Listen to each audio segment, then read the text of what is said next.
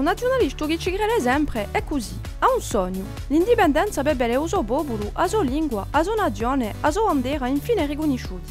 Ma soprattutto bere una squadra nazionale corsa a Coppa del Mondo. I grandi personaggi della sua storia sono Pasquale Baoli, San Boguccio Alandu, San Piero Corso e Napoleon, appena meno.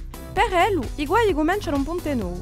A Isodube, Popolo Viu, Cadena, Compagneri e di sicuro l'Armata. A pieno i nemici e a Bezzo a farsi insultare in media. Quando lo sente, spera che è una casa o un supermercato in costruzione.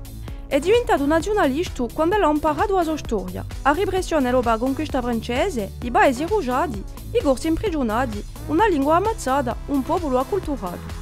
Quando non ha più argomenti dice... Se la fotta retta coloniale. Durante anni e anni è stato fliccato, fisciato, matracato, marginalizzato. Ma ora, bene che la maggiorità di classe politica ribelli le sue idee.